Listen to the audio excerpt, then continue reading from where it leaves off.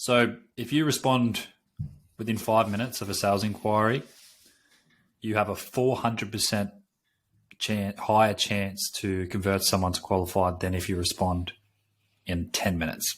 Your conversion rate percentages drop by 400. If you're not checking it, it's not done.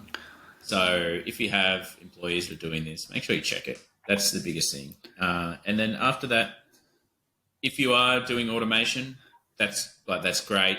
Just go through, make sure you test different messages through that automation to see what's going to work effectively. We're all part of this whole money game.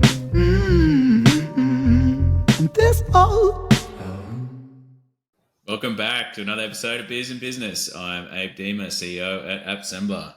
And I'm Andrew Martin, CEO over at Teamgate CRM. And today we're talking all things sales. So yeah, right up your alley, I guess mate. we should probably get the most important thing out of the way. And First things first. To episode 8. So I'm drinking a Reckless Brewing Red IPA. Yeah, let's give it a crack. Oh, These will make life interesting. And I'm on the dark ale, the Donny Dark Ale from Your Mates Brewing, and this is delicious. And I wish you all voted for this last episode. Look at the colouring on it, yeah, red IPA. It looks red. I think mine's pretty dark. I've got no glass today, which we can talk about. You got no cup, later. mate. What happened? Well, I think I jinxed myself a couple of episodes ago when I said how sturdy. That was a very loaded question by me How because sturdy I know exactly what happened. Yeah, the bubble gum cups were, and how my previous cups had lasted me, 5 years or so. Because 2 days ago, my wife, Shout out Charlotte, smashed it, knocked it into the sink, and it turned into 100 pieces. So, of course, that was my fault for leaving the cup near the sink. How dare I not? You should have known, man. I've cleaned it up straight away and put it away. But here we are. But the Donny Dark Ale, it's got some coffee hints, some caramel. Are you reading hints. the tasting notes? Have you got the tasting notes? Yeah, I do. I do have it's on the Your Mates website. So we've got flavors: smoke, chocolate, and roast coffee with a light to medium body and 5% alcohol. So this probably, although relatively high in alcohol as well, probably would have been a good one to have at 5 a.m. a couple of days ago. 0.5. Yeah, there you go, 6.5. At least you're drinking it at 10:30 in the morning, not 5 o'clock or whatever it was the other day when I. All right, so let me read out what Reckless have to say about this red IPA. Better red than dead, we reckon, which is why we packed this red IPA fit to burst with mosaic and citra hops woven around a full malty base. There you go. An AIBA gold medal. Can you look that up, Andrew? Winning beer. It's a flavorful yet well-balanced aromatic beer that's just the thing for a mellow night and around the fire with your besties, chatting about, stuff. Or in this case, 10:30 in the morning with Andrew on a Zoom call, chatting about business. Talking sales. And I'm reading the description for the Donny. And Donny and I sound very similar. So Donny is the dark horse, the strong and silent type. He may seem a bit intimidating at first, but once you crack a beer with him, you'll find that he's a smooth operator with a heart of gold. If you've got a mate like Donny, you've got a mate for life. So there you go. Do you just call yourself a smooth operator, mate? I am a smooth operator. As you know, once I have had a few Donnies, I become a different person. Some would say quite the entertainer. I'll take that. I might even quite the dancer. Start a petition to have the Donny renamed to the Andrew or the Mardo. Yeah, it just doesn't seem like it. Doesn't have the same ring to it. Anyway, what's been happening? We've had a busy week. This is I feel like we've done 3 episodes in 3 days, but you're not meant to give away the secrets, no. But it's been a pretty full on period of time. We're sort of hitting that springtime because most of our business is done in the US, so hitting that springtime in the US. So there's like a flurry of activity before everyone takes off onto their summer breaks in the US. So we are pretty busy at the moment and coming up to the end of half one of the year, which is pretty crazy. So trying to get those sales numbers in and reduce that churn is probably our biggest quarrels at the moment, and keeping customers, getting new customers, trying out different experiments, which is always pretty exciting, especially around outreach and how to get new customers in. So LinkedIn video is still working a treat for those who watched it back at episode 6. Yeah, and ties nicely into our topic of today, which is of course sales, all things sales. So what we'll talk about today, and we'll get more into we'll go through our normal weekly wrap up. But once we get to the sales component or segment, we'll dive into a lot of our learnings, over the last couple of years that we've learned. We both have a pretty strong background in sales. We've both done founder-led or GM-led sales before. We both have sales teams that work with us or work for us.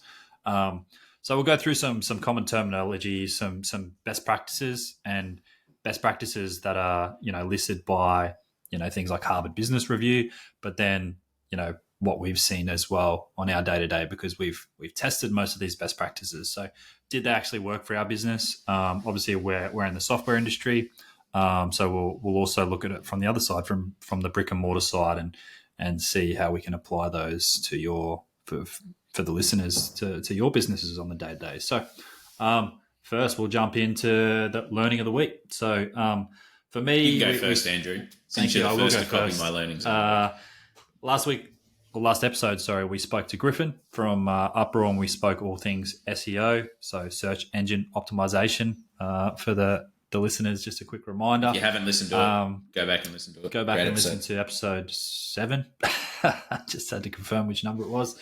But it's all about consistency. So, as Griffin said last week, just get content out there.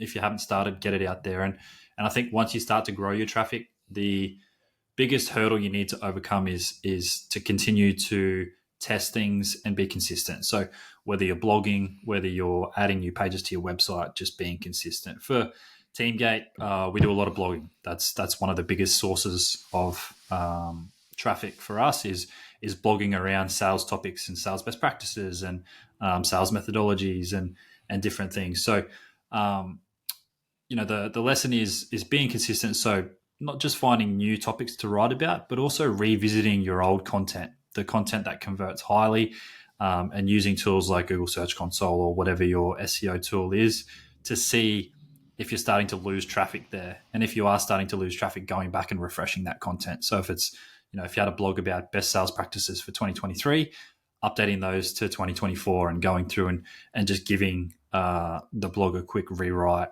and update to regain that traffic. So that's my lesson of the week: is be consistent with SEO. Don't just write new content, also refresh old content, both. So do both and do it regularly. What do you got? Yeah, I think that's a really important piece that people forget about as well, is that SEO isn't something you just set and forget.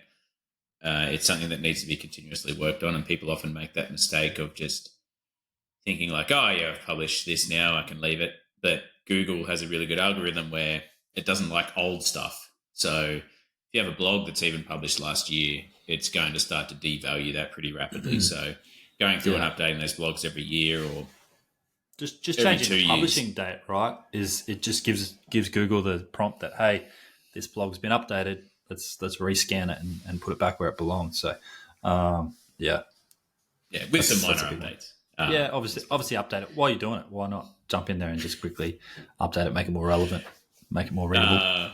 But my learning of the week is, after the last 2 podcasts where we talked about website best practices, and then we talked about with Griffin SEO best practices for a website and how to get things ranking, I went back and had a look at Assembler, and I was like,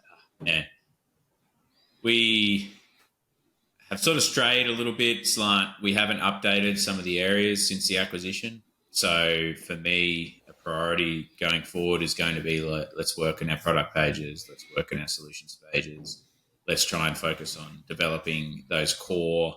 And that's the biggest thing, is like, yes, a blog's important, but unless your core pages are optimized to give people the information that they need, but also for SEO, you're not going to have a great effect. So for me, that learning is really based around let's go back, look at the actionable website and figure out what changes we need to make and make sure it's optimized going forward for both best practices for content that's going to convert, but also best practices SEO was.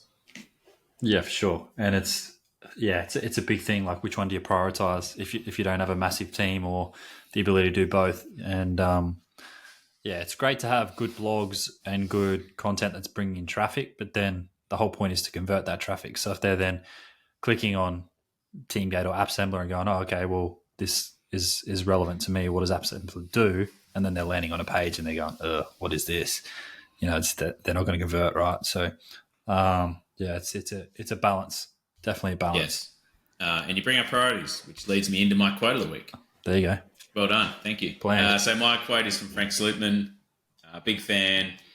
Amp It Up. And that's actually a book that we're going to do a book review on, Amp It Up. So watch out for that. That'll be a good book review. If you're in business, it's such a great book to read. He has so many insights in there. But one that I thought was a bit fitting, where you're probably getting into the grind of there's a lot of stuff that's snowballing your goals you had for the new year, bringing them forward. So his quote that he has here is, priority should ideally only be used as a singular word. The moment you have many priorities, you actually have none. And I think that's really important, because as you look at the grand scheme of things, you'll have like, oh, I've got these priorities that I want to focus on. But realistically, you've got a group of 6 massive tasks that you're never going to get to because you keep switching, or never going to finish because you keep switching. Have a priority, complete that task, and then move to the next priority. Don't have a group of priorities that you're focused on. And whether that be a priority for the day, priority for the week, priority for the quarter, or just your priority task at the moment, have a priority in general. Yeah, for sure. And sales is a good priority for TeamGate in Q2, which is a good segue into what we're talking about today. My quote of the week, you already know who it's by. So the man, the myth, the legend, Jimmy Carr. And today's quote is, "The good is the enemy of the best."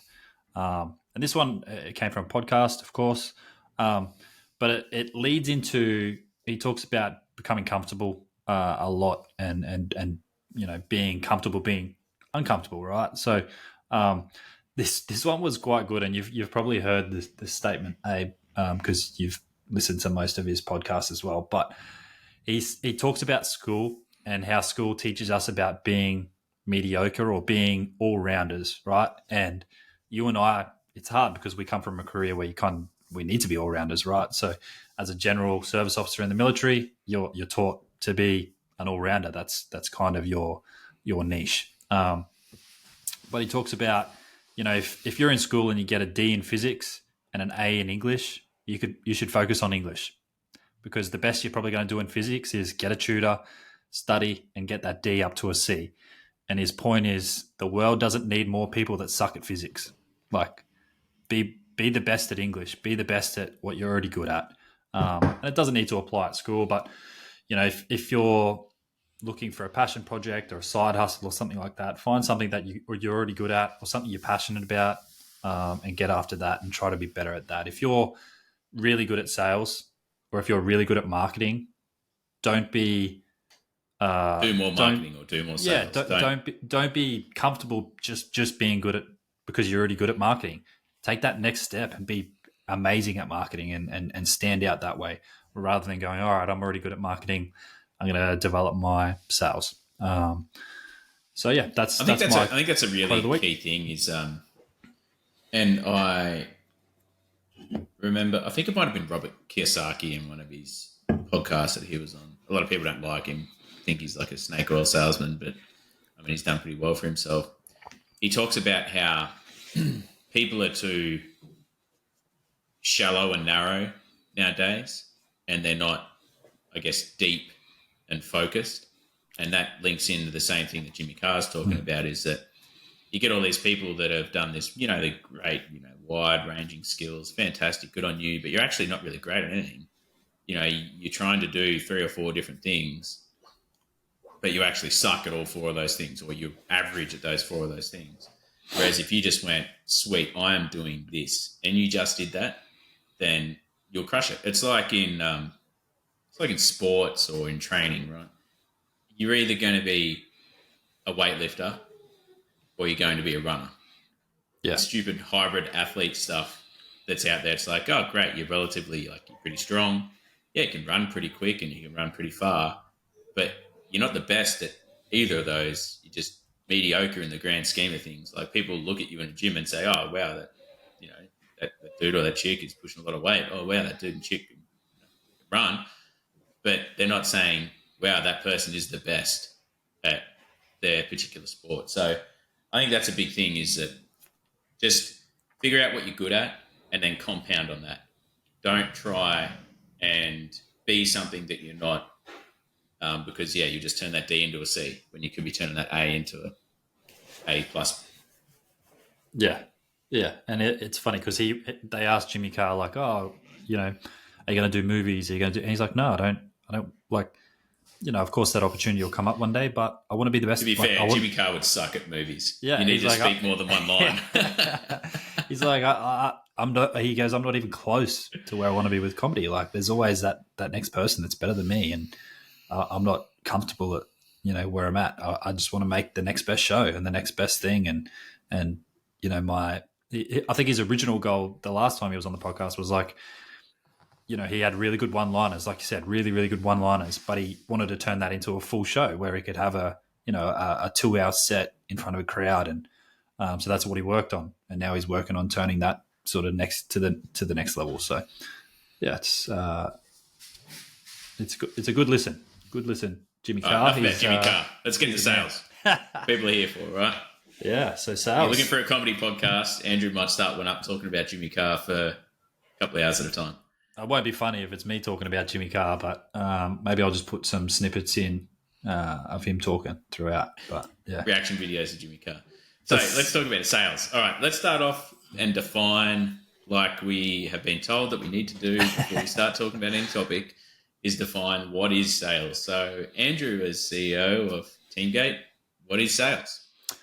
Yeah, so we could bring up the dictionary, we could bring up whatever you want, but in layman's terms, right, it's how you as a business generate revenue. So obviously a few things feed into generating revenue. It might be marketing or whatever else it is, but the sale is the whether it's face to face or over the phone, it's person to person, you actually closing that deal or that point of sale. So we'll take it one step further and talk about all different terminologies, because sales is broken into so many different things, whether it's inbound, outbound, brick and mortar, face to face.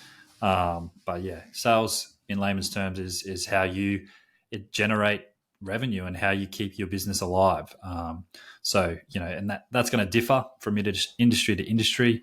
So with a software, you're going to be going through a sales process. So whether it's a trial of the software and then a couple of calls to show them and come up with a custom solution. For a tradie, it's probably going to be a site visit, a quotation process and back and forth, and then, acceptance, project management and execution, and then payment. So it's going to differ depending on your industry, and we'll try to get across all of those industries when we discuss it today. But I think the important bit there is that sales doesn't need to have human interaction. Traditionally, we think of sales and think of door-to-door salespeople, or there's a lot of different. When you say sales, there's a lot of emotions that come to mind, and there's a lot of people, like someone calling you on the phone and saying, "Hey, this is so and so from Treasury Wines," which I'm sure everyone has had a call from Treasury Wines. But those sort of sales, like that's one aspect of it, but it could be. I mean, if you run an e-commerce store, you don't have to talk to anyone. People just rock up and buy stuff. And sales then is focused on, well, how do I remove restrictions for people to move through and generate that revenue, right? So when you think about sales, don't think about someone getting on a call or door-to-door or in-person sales. Think about all the different aspects that come together to make that sale happen. It's not just a one-time interaction that occurs. It's a bigger beast than that, email follow-ups and things like that. So sales overall is a big beast, and people get caught up in the complexity of it. But it's in its purest form. It's like, how am I going to generate money? And you generate money through sales. Yeah, exchange of money, right, for your goods or services or whatever it is you're providing. And there's 1,000 sales terminologies out there, and it's almost its own language. So we'll cover a couple of them. So listeners may have heard of inbound sales and outbound sales. So I guess the difference being, inbound is going to be probably those retails where there's no human involved. So, coming to your website, finding something they want, or it's having good SEO, and people just rock up and sign up for your stuff. But it's where they're coming to you, right? So it doesn't necessarily need to be the actual sale itself, but it's where people are coming to your website. You're not really going out and chasing anyone. So I guess if we think of a easy example, if you go to a shopping center, what's inbound versus outbound? Inbound is probably Woolworths, right? You're going to Woolworths, you're going to buy stuff. Versus outbound is probably the person outside that's harassing you to buy the raffle tickets. Outbound is the RSPCA people there, or the RSL people who are like, oh, hey, how you going? Or you're walking and you can just tell that they're looking at you, and you're like, oh man, and you just know that they're going to ask you a question. I take ridiculous steps to avoid those people, Abe, and that's outbound sales, right? I will walk out the other exit. That means I have to walk 500 meters to my car. I'm there with all three of my kids. My 2-year-old's like running away, and old mate's trying to talk to me. I'm like, mate, it's not happening. Like, read the room, right? But I think the important bit there is that inbound is usually efforts made by marketing or whatever method, marketing realistically, to bring in people into your store. So if it's brick and mortar, your Instagram ads, your reels that you put up of your shirts or clothing line or whatever it may be, to get people to come into your store, either brick and mortar or e-commerce store. Realistically, it's all those efforts that go in where someone just walks in and says, hey, can I get a haircut? And you're already there, right? It's done. It's inbound. It's the easiest way to look at it. Someone walks in. Whereas the outbound is you have to go and find someone.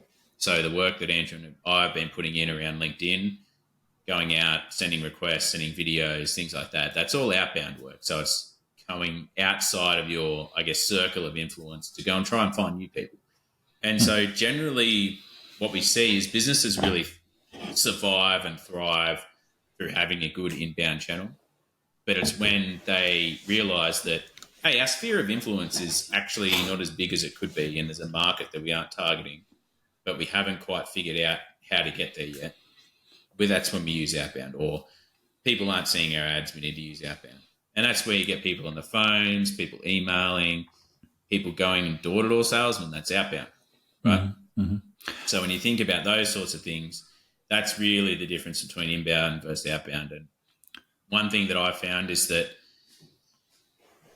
generally speaking, inbound is a more cost-effective method, because if you're able to use it effectively, if you target the right keywords, you find people who have the particular problem that they need to solve with you. Whereas with outbound, you call someone up and it's like, Andrew, do you want a heater installed in your house? No, I live on the Sunshine Coast. Are you sure you don't really need a heater? No, we don't need it. Okay, bye. You don't need it because you're in Sunshine Coast, right? So it's all about how you target that outbound and use it effectively. Whereas in inbound, you want a heater, I'm probably going to search for that because I need a heater in Bathurst because it's cold as shit. That's really the key thing, is that you're more likely to get people with a need and a desire to buy now through inbound. Outbound, it's sort of like you got to hit 100 targets, you might get one. You're fishing, right? You're fishing in a pond. And I think it's important as well to realize that I would say most companies, not all companies, but most companies will do an element of both. So we definitely do both. You definitely do both. Mitch McMahon that we had on for Zeus Electrical does both. He probably doesn't even realize he does both, but people are coming to him through referrals, through his Facebook page, but then he's also doing marketing through TikTok and through his socials and that guerrilla marketing style. So in a way, he's doing both. And I'd say most small businesses are doing the same, whether they're on Facebook community groups, putting posts out there and saying, hey, this is the service I offer. It doesn't necessarily need to be the phone calls and the cold calling and stuff like that. And we don't see that as much, I would say, in Australia than we do in the US or overseas, where cold calling is massive, right? So, there's obviously different methods, which we'll talk about, different processes to execute both inbound and outbound. Mm-hmm. And the other one I just wanted to touch on is the difference between prospecting and deal management. And I guess prospecting largely is related to that outbound. So, finding, whether it's an ICP you want to test or a target group of people in an area that you think are a good fit for your product, and going and doing that prospecting. So doing that outbound to target those people. Whereas deal management is probably, around the post-qualification. So once someone submits a form on your website or you've outbounded them and they're actually interested, once you actually qualify them and then start that management process. For a tradie, that is that process, which is the invoicing, the site visits, through to payment. So it's how we get them from a prospect through to a paying customer is more the deal management side. So, and I think it's probably a good time, firstly, just to say, deal management's a very apt description of that part of the sales process. Is that we often think of sales as only winning new revenue, but it could also be returning customers, repeat revenue. It could also be keeping customers, so customer success. Like we've, especially in software, right, is we've really sort of split up these whole roles of like, sales, customer success, those specific roles that come with it. But really, they're trying to do the same thing. They're trying to generate more revenue for the organization, i.e. achieve sales. So a lot of the customer success reps really suck at sales, and it's like their sales' poor cousin that get put in there. And that's not a hack at any customer success reps. It just too often is the case that the leadership team don't focus on customer success like they should. They don't pay it the same attention as sales. But when you look at a company like Snowflake, who's had like 160% net revenue retention, that doesn't happen with poor customer success. That happens with customer success that looks for opportunities to expand the usage and increase the revenue from that customer. So what net revenue retention is, it is your current revenue, and then you conduct an equation based on your expansion, your contraction, and churn, so not any new revenue. And then you figure out a percentage figure of how much revenue have I been able to keep. So if you keep if you have 100% net revenue retention, it means that you have successfully kept all of your customers, whether that be through expansions being more than contraction and churn or the same as contraction and churn. You've kept the same revenue amount, essentially. But if you have like 150% net revenue retention, I mean, that's great. That's awesome. Because what that means is you've been able to expand people. Not many people are contracting or churning, and you've increased, I guess, your customer base revenue as opposed to needing to go find more. So the reason net revenue retention is so great of a metric is because you don't have to spend a lot of money hopefully you don't, to retain those customers. You're not spending money on marketing. You're not spending money on sales. You're not spending, a whole heap of money to bring that customer in, and we call it customer acquisition cost. You've kept that customer. So it's just about how you retain them and keep generating revenue off them. And I think net revenue retention is a very, subscription model based term. So I think for the small businesses out there that aren't, subscription based, just think of it as growth from your current customers. So if you're a cleaner, I think it's like Shopify has returning customer metrics. So Yep. if people have bought from you before, you can see who returns. And I guess that's the same as like net revenue retention. So if your returning customer base is high, then you have a good product and you're remarketing well. Yeah. And if you're the cleaner that that's doing a $100 clean each week, think of it as, that $100 is now turned into $125. They've asked you to clean one extra room, or it's that expansion of your current customers. And I think I would argue that your current customers as a small business are probably more important than your new customers, because if you're keeping them happy, that's where majority of your returning business is going to come from. It's where referrals are going to come from. So I would definitely focus on current customers as you start to grow. But yeah, that's prospecting and deal management. The next one is probably where a lot of people do get confused, especially in the small businesses. So sales methodologies versus sales processes. So sales methodologies, to put it simply, it's different ways to sell. So you've probably heard of like value selling. Gap selling is massive, and it's one that Abe and I use in our own businesses. Spin selling. Yep, shout out to Keenan and great the audio Gap selling book crew. What did you say the other day? It feels like Keenan's yelling at you through the audio book. The audio book. It feels like you're being yelled at by Keenan, who's an excellent salesperson.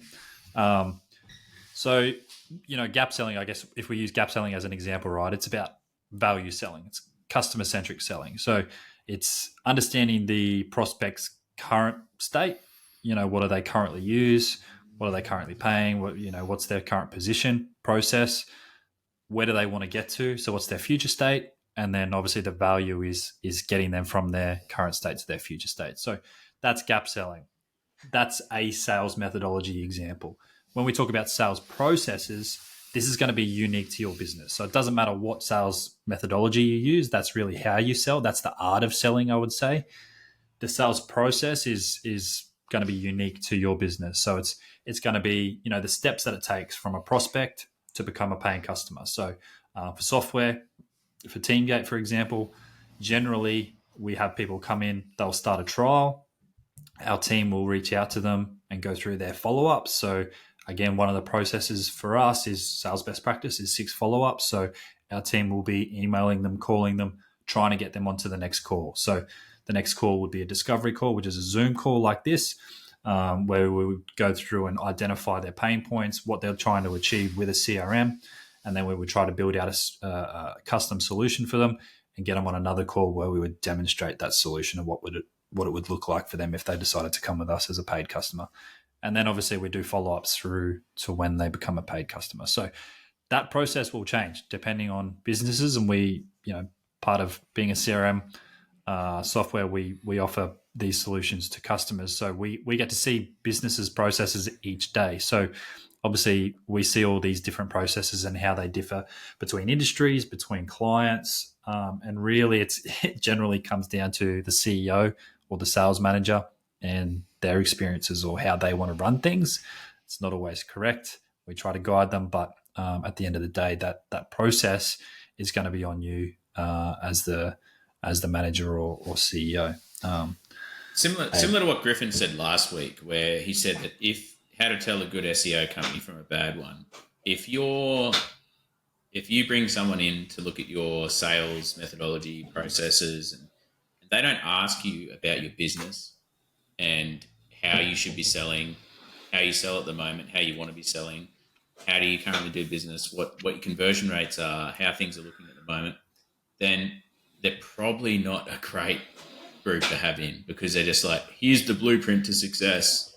That'll cost you $20,000 for our 1 month engagement where we'll run some crappy lessons to your sales team and give you the blueprint to success where I built, X amount of revenue for this business because I use this blueprint, which is complete load of shit, by the way. Yeah. 100%. And they'll hand you this and say, all right, off to you. It's like getting PwC to come in and help you, with your tax. You're going to get found out by the government essentially in the end, right? But the side of that is the methodologies and the sales process a completely different beast. So a methodology is what you do when you're on the call. the process is how you move someone, like your deal management piece, right? And get them through. This is where people often get confused. They will, they'll pick up gap selling, they'll read it and be like, great, but it didn't tell me anything about sales. It's like, no, it taught you heaps. It taught you how to do all the practical stuff on a call. It didn't tell you like, step 1 of your sales process needs to have this. Step 2 needs to be this. Step 3. And the reason is because it's not something that can be blueprinted. If you offer a free trial, you might have everyone go to a free trial or a lead pool and their MQLs, and then you've got to get them on a call, or they could just convert themselves. You could have a high touch or a low touch sales process. It just depends what you need. And when you look at, Mitch, he probably has a process where someone calls him up, he goes around, he does a quote, he quotes a job, sends the quote out, gets acceptance for the quote, starts the work, right? There's a sales process that's driven within that he uses, and it's just every day for him, right? So he doesn't need to think about it as a sales process. It's just what he does.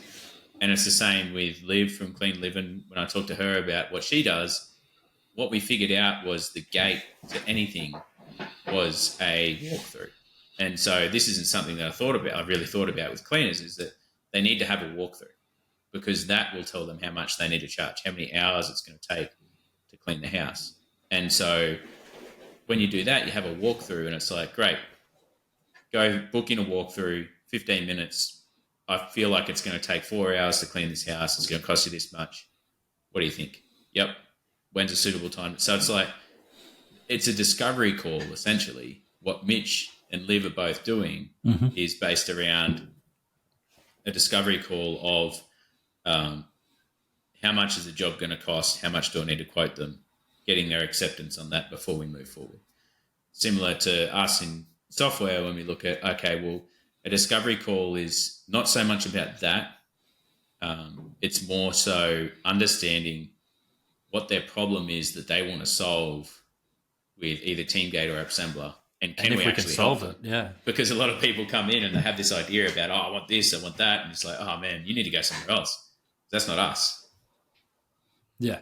And I think the difference between us is we will gladly tell a prospect that, right? And it's probably a good lesson for people listening is you don't have to accept every business that comes in. If it's not a good fit, sometimes it's beneficial to say no, because at the end of the day, especially for software, you could build something out for someone that's not a good fit, and it's like trying to push a square peg into a round hole, right? Eventually, down the track, it's going to become such an issue. Your team's going to spend so much time on trying to keep this customer happy, they'll eventually leave anyway, and you're probably in the red because of the amount of time you've spent on this customer. So, 9 times out of 10, if someone's not a good, you're not going to get fit, referrals, right? Yeah, I'll send them to a competitor with no issues. Like, hey, you needed marketing X, Y, and Z. Go to HubSpot. Like, get your checkbook out, but go to HubSpot. Like, see you later. We're not a good fit. And I think that's a really important piece as well, because when they do become a good fit, it then means that they're like, oh, I had this really good interaction. And I remember I had it at TeamGate. Also, I've had it at Assembler, where it's like, hey, look, I'd love to help you, but I just can't. And this is what I recommend you do to get around that. And they go, great, this is such a good interaction. Thank you so much. And then they end up recommending you down the track to other people, or they move role and they have a need for what you provide because you've clearly articulated what that is. They go, oh, okay, cool.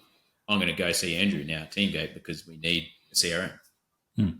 Yeah. And we had a very similar case for that. TeamGate's a terrible fit for real estate. Not because of what we offer, but because there is way better tools out there for real estate, designed for real estate. So I had 2 ladies jump on. They had no idea what they wanted. Like, they couldn't even tell you what a CRM was, but they just knew they needed something. And, I was like, look, I knew in the first 5 minutes we're a bad fit. But I was like, look, I'll stay on the call with you for the next 45 minutes and let's actually work out what you need, because, at the end of the day, if you take this problem to a Salesforce or a HubSpot, they're going to, you're going to be paying a lot of money because they know you don't know what you want. So they're just going to sell you everything under the sun. And they came back months later and they're like, thank you so much. We found a solution. But they gave us positive reviews. They gave us referrals because, it was just a genuine interaction that we had with them. So, it pays. And the problem is in sales is it's so hard to find a genuine interaction with people nowadays. Yeah, it's rare. It's rare, right? Because people just care about the commission check or, bringing in revenue, and it doesn't matter if the customer will be around for a month. That money's going to clear, and then they'll and I wave think goodbye. probably a good thing to say as well is that there are a few things that do exist regardless of your sales process, methodology using, etc. And that's the fact that you're going to have qualification points of these components. And what Andrew talked about there is like, hey, we're not a good fit. We can't help you. So probably the first one that most people have come across is like a marketing qualified lead. And so this is someone with pretty low interaction with your site.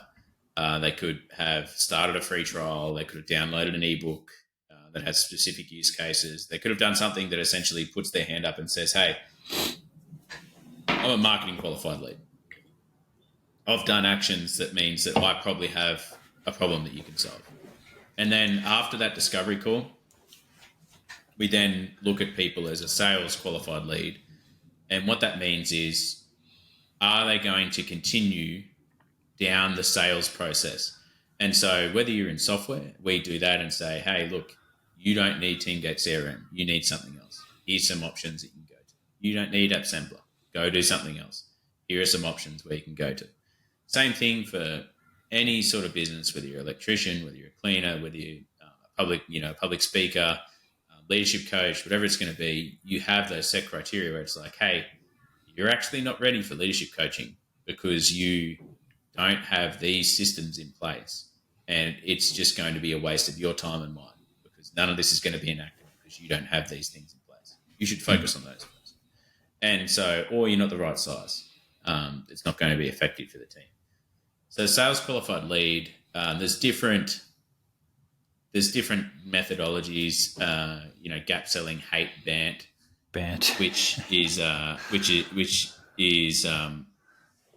fair, right? Budget, authority, need, and a timeline, right? Because it's such, people turn it into a checklist, and it's really telling when you get onto a sales call or something like that. And electricians, builders probably do it. What's your budget for the project, mate?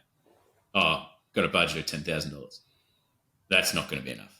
So immediately disqualified because of BANT. But what you didn't realize is that they budgeted $10,000 for the project, but they actually have access to $40,000. That's what they have budgeted for it. So their top tier is 40. They budgeted 10. If you go in there, they don't have the budget for it. Not a qualified solution. See you later. Whereas with gap selling, it focuses more on what the prospect actually wants or what the client wants. Where it's, do they have a problem we can solve? Can we solve the problem? Do they want to work with us to get that problem solved? And I think, is the current state better than the future state? And so for that particular component, it changes the way you ask those questions. It's like, hey, look, this is probably going to cost $36,000 to get this done. Is that something that you're willing to work with? Yeah, look. And then they say, look, we had budgeted 10, but we can go up to 40. It just means we won't be able to do X, Y, and Z. So yes, this is an essential part of the build. We want to spend the 36, and great. So they can go up to 40 now. And so if there's other things that need to be put in there, you can talk about it. It opens up the conversation as opposed to, we only have budgeted 10. Well, that's not enough. You're not qualified. That's sort of the difference. I know it's a very sort of basic example, but that's really the difference between BANT and utilising the gap selling framework to qualify or disqualify leads. In sales, don't be so, black and white, yes or no, checkbox orientated towards what you're asking, but really listen and start to focus on it. But regardless of all of that, there are best practices that have been identified. And Andrew does have a resource from TeamGate that he's going to share a link to that you can download as out of this podcast. But there are some golden rules that work. The first one I want to talk about is the 5-minute response time. And so Andrew's probably got the stats behind it, but essentially, if you were to call someone or contact someone within 5 minutes of them submitting a request onto your website, it just increases your chances of booking the next steps significantly compared to being longer than 5 minutes. Because when you think about it, when you're doing something on a website or you're doing something on any sort of interaction, after you've completed that, within 5 minutes, or I guess outside of 5 minutes, you've moved on to the next thing, and you're either into a meeting, you're not going to be on your phone, your direction has switched significantly. So if I try to call you or contact you about the specific thing that you're looking at, you're like, I'm on the next task, go away. It goes back to that quote about don't have priorities, have priority. So your priority at that stage is to submit these requests, and then your priority moves to this other priority for the next half of your day or day, or some people leave it a week before they contact someone, but we won't talk about them. But you shift the priority. So, Andrew, what's the response rates that we look at for the increase there? Hopefully you've got it. The biggest difference. So if you respond within 5 minutes of a sales inquiry, you have a 400% higher chance to convert someone to qualified than if you respond in 10 minutes. So crazy. Difference of 5 minutes, your conversion rate percentages drop by 400%. So I don't know about you, Abe, but if someone inquires with Teamgate, I know for a fact if we're not onto them straight away, what are they doing? They're going to look at another CRM. They're trying to get on a call straight away. The biggest aid to you've actually had some really good responses from that. Recently, we've had we had one last week. Someone started a trial. They were on the phone with it. With less than 5 minutes, they received a phone call from our sales team, and they were like, "Wow, this is insane. We're already choosing you guys over a HubSpot, but this response time has just cemented that." So, it's the proof is in the pudding, and I'm happy to show plenty of proof. It's all over our reviews if you look at us online. But 400%, it's just insane. And I know for a fact, if people are in the hunt for a CRM or something online, if you find one that you like and you inquire and you don't get a response, for me, if a lot of websites now, they try to make you book a call before they even show you their pricing. If you try to talk to their chatbot, you'll immediately see, this person AI generally crap. responds within 2 days. And I'm like, I'm gone. See you later. Like I've already moved on to your competitor because, I want to answer sooner rather than later. And most spaces are getting more and more competitive, whether you're, brick and mortar store, online store, whatever the case may be. And so if you're not actively engaging people, you're losing money. You are losing money. And I've been on the other side of this, Abe, recently with our renovations. Like I manage the renovations ourselves, so we were in contact with tradesmen all day, every day, and you have no idea the amount of people I tried to get windows through. Like it took me weeks to get a single response, and the first person that responded to me got my business because I was just sick of waiting. Times are competitive, and if you don't have the response times there, then you're probably missing out on a lot of business. Yeah, absolutely. And I think this goes into if you're running a store, like a brick and mortar store or organization, whatever it may be, services, you've got to monitor your team, because that which is not monitored is not done.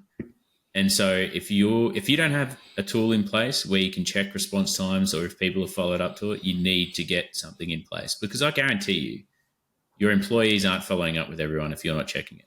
Your employees are not sending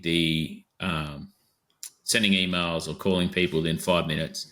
I guarantee it. They're sitting there talking, looking at TikTok, whatever the case may be, before they're getting those responses in. So you need to have something in place to monitor that. If you're doing it yourself, have it so you can get alerted immediately when something comes through and just make the effort to call them regardless of what you're doing. If you're in the middle of a job, just respond to that email, call them up, whatever the case may be. And if you run or own a brick and mortar store, I see this all the time, and it burns me. I won't go into the story, but there's so I hate it.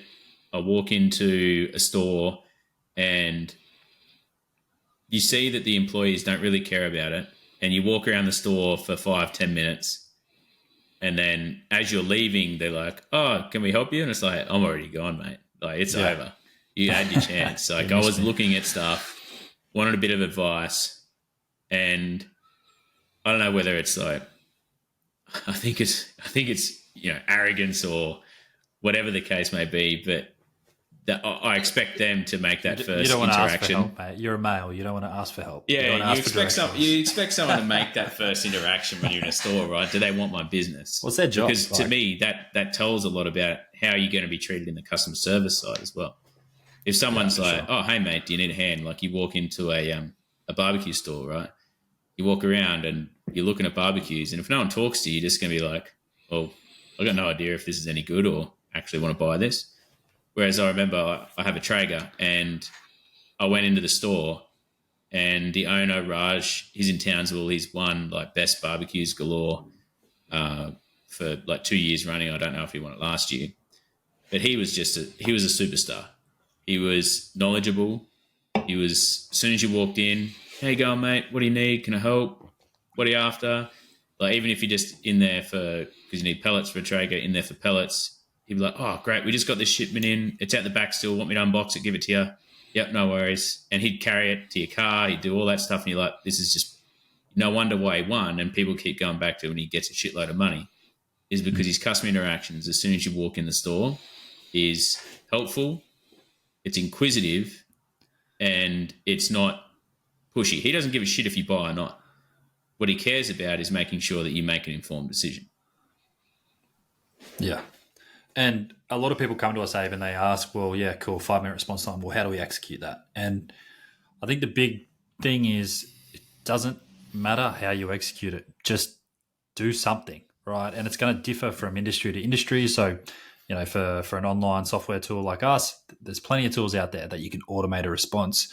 But then we move into automation versus human, which I want to talk about as well. But, there's tools out there you can implement, but just taking the time to respond, whether it's if you're a tradesman on the tools and you receive a phone call, just quickly send a text. "Hey, thanks for your inquiry.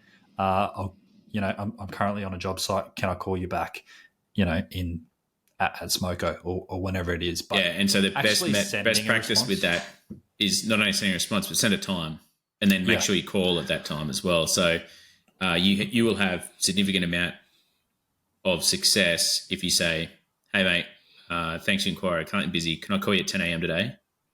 And they say, "Yep, no worries. See you at 10. You call them at 10. They'll be like, "Wow, this person is on time. They do what they say they're going to do.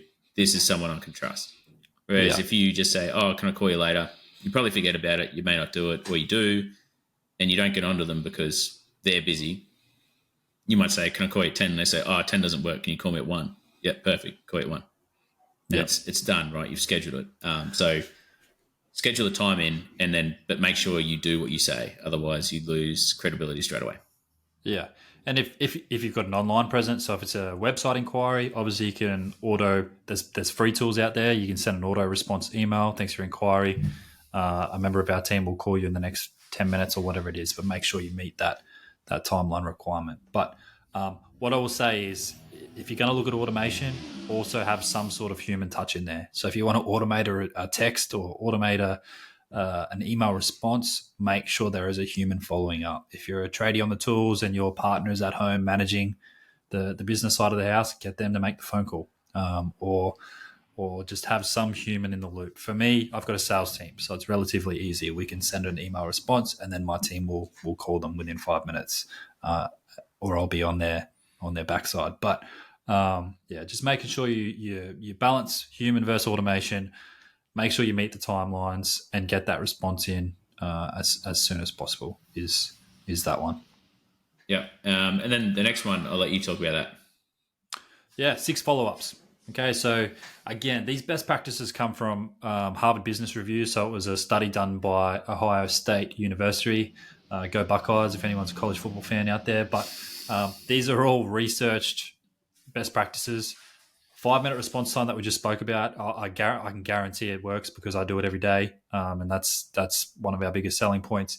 6 follow-ups is another one. And the biggest thing is what was found in the research is most salespeople give up by the 4th follow-up. and on average, it takes 6 follow-ups to close. And what does 6 follow-ups mean? It means calls, emails, those consistent touch points. I don't know how many people have gone to a website and gone and looked at a pair of sneakers, and then they've left it in the cart. They receive an email, they receive a phone call, they receive another email, and it might end up, a couple of days later you receive, hey, if you still want these sneakers, here's a 10% off coupon. And then you go, yep, you got me. And then you go and buy them. So 6 follow-ups is the general rule. In regards to it, like there's some general guides to go around. So obviously, be politely persistent. So, find a balance. Don't be calling them 6 times in one day, absolutely harassing them. Like Treasury Estate Wines. Yeah, Treasury Estate Wines. There you go. But schedule the next touch point. If you have that sales process, if you're a tradie or a software salesperson or some other industry, if you've got them on a call, schedule that next touch point.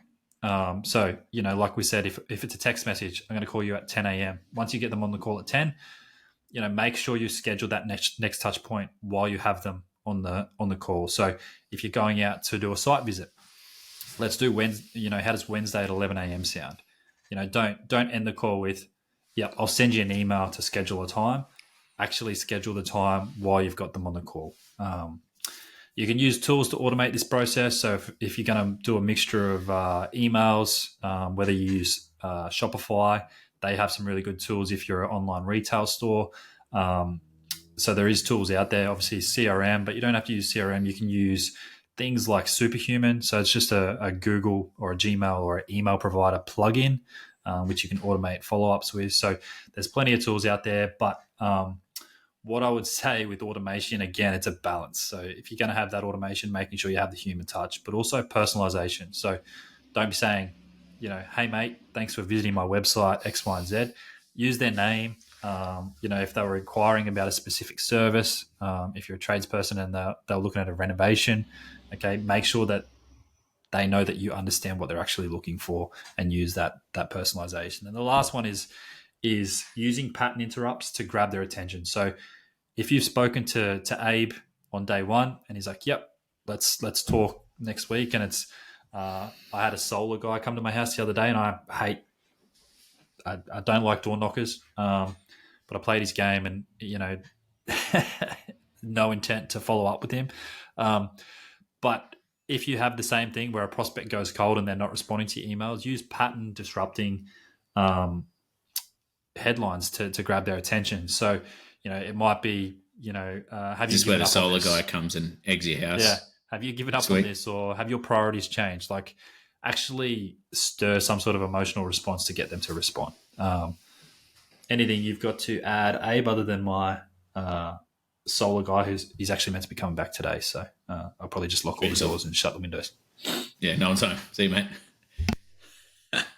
I think the biggest thing I want to go on there is that once again, if you're not checking it, it's not done. So if you have employees that are doing this, make sure you check it. That's the biggest thing. And then after that, if you are doing automation, that's great. Just go through, make sure you test different messages through that automation to see what's going to work effectively.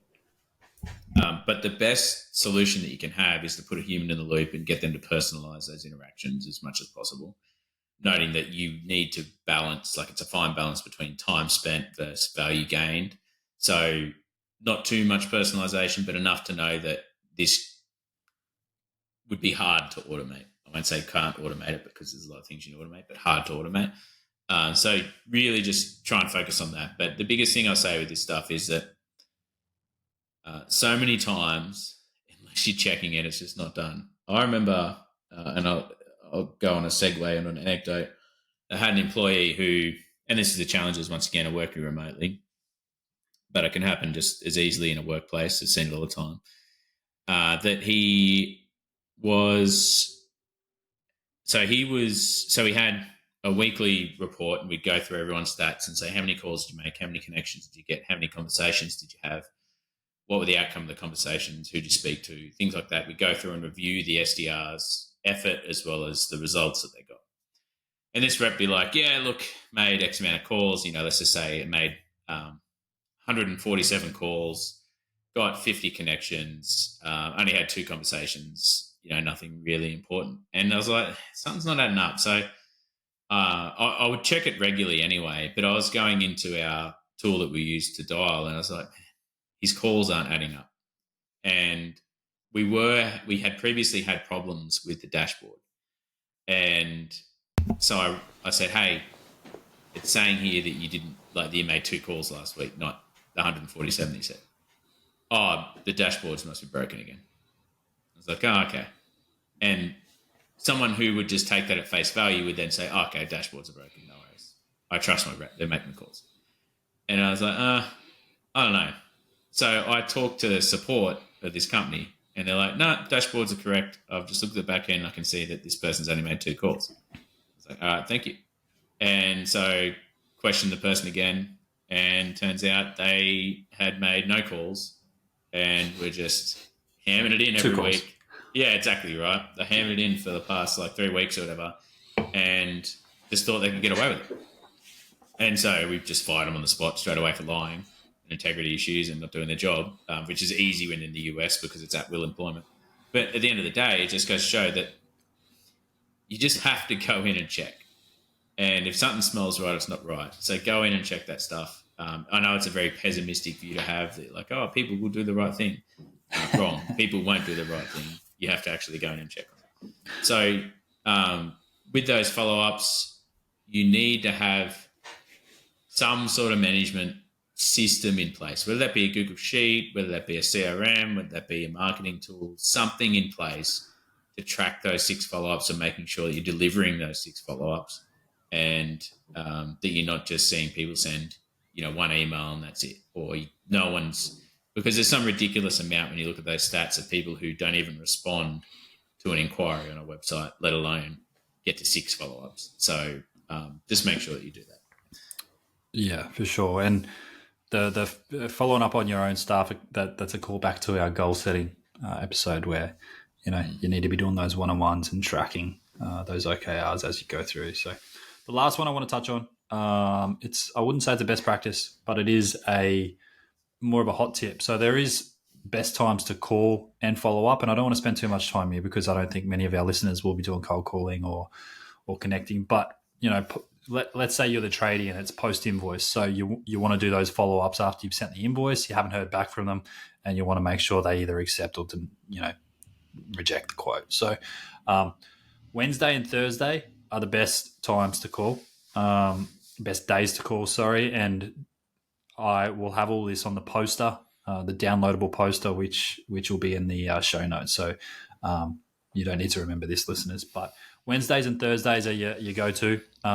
Recently, there's actually been an increase in Friday connection rates. So what we're seeing is a lot of managers and decision makers are blocking out their Fridays because that's their sort of admin day. Free Fridays, they call it, right? Free Fridays, or for Abe, it's probably his golf Fridays because he doesn't do much work, or the CEOs out there on the golf course getting the back nine done on a Friday afternoon. But Wednesdays and Thursdays and starting to see Fridays. And the big difference there is, so between a Tuesday and a Thursday, you are 49% more likely to connect with someone. So that's massive. We actually tested this ourselves with our outbound team. We doubled our connection rates by only calling on Wednesdays and Thursdays. So we used to call every day, and we stopped calling other than on Wednesdays and Thursdays. So we only called 2 days a week, and we doubled our connection rates. So we actually reduced the days that we're calling by 3, but still doubled the connection rates. So the proof is in the pudding again. It works. There's also some best times to connect. So 4 p.m., 5 p.m., and 8 a.m. You're going to see 164% difference in connection rates there as well. So some hot tips in regards to if you're calling, when to call, what days, and what times. And I don't think there's too much more to add to that one, Abe. No, I think the biggest thing is it's going to change depending on who you're targeting. That's, generally when people see the biggest success. But when you look at it, it makes a ton of sense about those times, right? 8 a.m., people are either on their way to work or they've just got to work and are talking crap. 4 to 5 p.m. Finished up for the day, going back to those tasks that they probably left hanging, not really that interested in them. So they're looking for an excuse not to do those activities, and taking a call is a great excuse. Oh, yeah, I was going to get that done, but I got caught in a call with the sales guy he wouldn't shut up. Right. So just be mindful of that and give it a test yourself and see what works. The questions that we have here that we got submitted. So we'll finish up with some questions. One of these questions was a best sales and win or loss personally. And this was submitted by Dylan Conway, CEO of Brothers Books. Thanks, Dylan. So what I would say is best sales win and loss. Andrew, have you got one ready to go? Yeah, I'll start with the loss because it hurts me to this day. So probably the biggest deal that's ever come through Team Gates funnel. We're talking like hundreds of licenses. One of the biggest mailing services in the US, advertising services in the US, and we had them won. They were all in. Their head of sales loved our product. We come up with a custom solution for them, ready to close them, and we just didn't create enough urgency. So that's another tip: is the biggest way to close a deal is creating urgency. So that ties into your response times, but also putting it back on the customer and making sure that they know what they're losing, I guess, by not taking action and going with your product. So the deal took a lot longer than most of our deals, which we kind of expected because it was so big, but we kind of rested on our heels a little bit and didn't push to get it closed as quick as we could. And unfortunately, in that process, the company was acquired. It was sold and acquired by another company, and the acquiring company already had a CRM in place with a very, very big name. So we immediately lost the deal. So that's a loss, and obviously it comes down to the time of getting that deal through the sales funnel and the urgency that we probably missed. So that's the biggest loss, I think, that we've had in the Team Gate sales funnel. All right. Am I up next to give my loss? Yeah. Do you want to give it, or do you want me to go into my win? That's all right. I'll go loss. So my biggest loss is with Appsembler, and actually, no, the one that hurts the most and the biggest loss that I had was actually with 5CRM.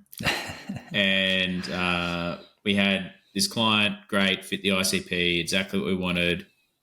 We got them started onto a trial, and they're doing a POC, and we had a round of downtime during their POC, which then resulted in some questions being asked, and they went and looked elsewhere for what they needed and ended up going with a different solution. And for us, I think where we really failed at that was I didn't step in early enough in the deal, I believe, and give them the warm and fuzzy that they needed. I trusted the salesperson's great, don't get me wrong, but sometimes it goes a long way to have the CEO jump on a call and say, great, really excited to hear, let's get you going, and give a bit of direction and sort of a plan of action, and just to make them feel more important. And I feel like I didn't do that early enough in the piece. And by the time I did that, it was too late. They'd already found something else to move forward with, which it sucked because I had the downtime, heard the deal was potentially going to be lost, organised a call. It was while we were in South Korea, and so I had to take an 8 p.m. call in South Korea when everyone else was out at dinner. But it really, really stung simply because they were a perfect fit. We should have had that completely locked down, but just due to me not stepping in early enough and giving them the feeling that things are going to be okay, and some downtime, it just ruined that deal. So that still burns to this day. Yeah. I knew the pivot was coming as soon as you said, no, not Appsembler. I was like, 5-0. I know it's coming. still birds, yeah. All right, so the biggest win I've had.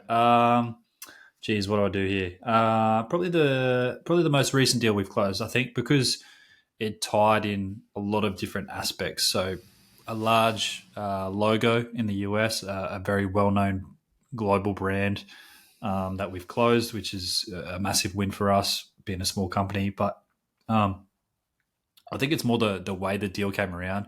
They were referred to us by a customer. So that's first tick in the box is current customers that are happy referring someone else. They were looking at us and two big named CRMs.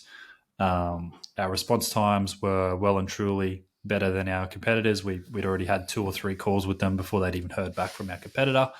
And then I think what got it over the line was just relentless follow-up. I was following up. I took a sales call with them while I was in San Francisco. He knew that I was in San Francisco on a conference and that I was potentially hungover. But he appreciated me jumping on last minute to have a discussion with him.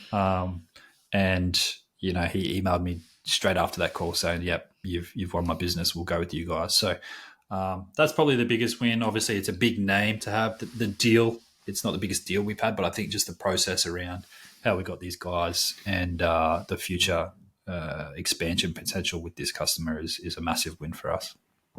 Yeah. My win is actually with Appsembler. So we had a inquiry put into us from the OpenNetX website. So you can submit an inquiry. Essentially, it just comes through as an email. I saw that come in, immediately responded like, "Hey, great, thanks for your interest. Book a time in. How does Wednesday at 10 a.m. PST sound?" Yep, that works perfectly. I said, "Are there any questions you want answered before we get into it as well?" Yep, 10 a.m. works perfectly. Actually, here's a list of questions that we have. Can we get an answer to those? Absolutely no worries, which is great because it gives me a frame before we even go into the discovery call. But they actually left the competitor's name in the list of questions. And so immediately I knew we had competition and I knew that they'd submitted questions to someone else. And given that they'd already submitted to the competitor, they already had a look at them or submitted an inquiry with them at least. And so I got them on the discovery call, which was, I think, a day after the next day from when they submitted the inquiry. They had their list of questions. I was able to answer all those questions, but also provide a demo of how we would solve the problems that they identified in those questions, also did discovery. They had a security person on the call. I offered them a call with our CISO, which happened 2 days after that. And the CISO was like, "Oh, yeah, we'll make our decision in a couple of weeks," was the line that security guy used. But I was talking to the other team that were purchasing, and they were already saying, "Send us a quote and we'll get it signed and we're happy to move forward." And so it was simply through being super reactive to what they need and going through and showing them how we could solve their problems as we move forward. No PSE. I don't think I actually did a full demo of Appsembler itself by this stage. So it was literally one call, send the proposal across, signed, and then the next call we did was onboarding. And so for us, that's like unheard of in the sales cycle. Usually it's a bit longer. And so it was simply just they had a need, we were responsive, listened to what they said, responded to what they said, provided them with the information that they needed to know that we were the right choice for them, and they moved forward quite quickly. So for me, that was like a response time, but also a sales methodology win as well, where it was about understanding their needs as opposed to preaching to them about what we can do. Yeah, for sure. Bit of a unicorn deal for you come through. Yeah, absolutely. Absolutely. It's nice when those easy ones come through. Yeah. Awesome. Look, we're at time, I think, so we'll go ahead and close. You can wrap it up for today, yeah? We'll wrap it up. But what I'll quickly say to the listeners is we need your engagement. So get on Instagram, get on socials. We're on TikTok now because we're young and hip. So get on there and swing us some messages of what you want us to go through next. We've got some episodes planned out, but we want you guys involved and we want you to engage with us and let us know, because we'll tailor the content around what you need. But other than that, like us and subscribe on all socials. YouTube's where you're going to watch us if you want to see these ugly heads. Spotify is where you're going to listen to us. You can watch on Spotify. Don't watch and drive. But Beers and Business Pod is our social handles across all socials, and you'll find us each and every week. And we'll catch you on the next episode. We're past episode 7 now, so we're like... There we go. Episode 8 in the books. It's all easy. Episode 9. Episode 9's up next, and we'll have to do something special for episode 10. Might have to be a... let's get a guest on. Let's get might have to be a stein of beer or something. 5 a.m. in the morning. As long as Charlotte doesn't smash your stein before the podcast, you'll be fine. Yeah, I might have to go buy one, but it might have to be made of metal or something that can't be broken. But anyway. Awesome. All right. Cheers, mate. Cheers, everyone. See you in the next one. Till the next one.